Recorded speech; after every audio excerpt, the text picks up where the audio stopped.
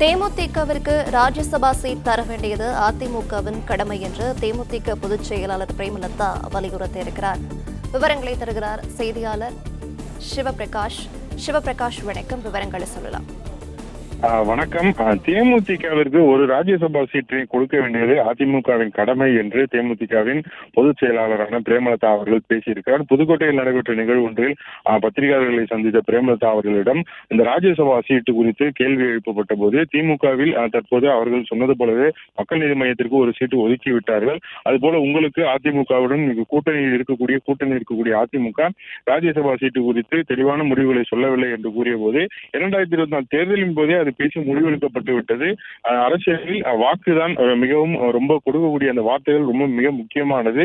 எனவே ஒரு ராஜ்யசபா சீட்டை தேமுதிகவிற்கு கொடுக்க வேண்டியது அதிமுகவின் கடமை என்று தேமுதிகவின் பொதுச் செயலாளர் பிரேமலதா அவர்கள் கூறியிருக்கிறார்.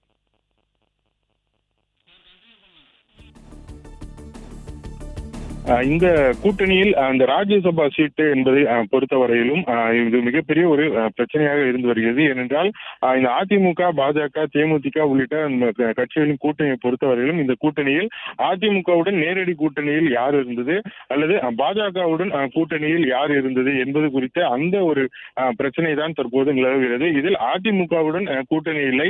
இந்த ராஜ்யசபா கூட்டணி, ராஜ்யசபா தேர்தல் அந்த ஒரு சீட்டினை பொறுத்தவரையிலும் அதனை கொடுப்பதற்கு அதிமுகவிற்கு எந்த விதமான நிபந்தனைகளும் இல்லை என்று அதிமுக தரப்பில் கூறப்படுகிறது. ஆனால் தமிழகத்தில் இருக்கக்கூடிய முதன்மை கட்சியான ஒரு அதிமுக அந்த கூட்டணியின் ஒரு முன்னணி பொறுப்பில் இருக்கும்போது அவர்களுக்கு தான் அந்த கடுமை இருக்கின்றது என்று பிரேமலதாவும் அதே போல தேமுதிக கட்சியினரும் தொடர்ந்து வலியுறுத்தி வருகின்றனர். ஆனால் அந்த கூட்டணியின் ஒப்பந்தமானது அதிமுகவுடன் தனித்து போடப்பட்டது கிடையாது. அது பாஜகவின் கொடுக்கப்பட்ட இந்த சீட்டுகளில் தான் அவர்கள் வந்தார்கள் என்று குறிப்பிட்டு தான் இந்த பிரச்சனைகள் தற்போது நடைபெற்று வருகிறது. இந்நிலையில் இந்த ராஜ்யசபா சீட்டு தேமுதிகவிற்கு கொடுக்கப்படுமா அல்லது அதிமுகவில் இருக்கக்கூடிய இருவருக்கே அந்த சீட்டு கொடுக்கப்படுமா என்ற கேள்விதான் தற்போது தொடர்ந்து எழும்பி வருகிறது. அதன் காரணமாகவே அதிமுகவின் கடமை என்று தற்போது பிரேமலதா குறிப்பிட்டிருக்கிறார்.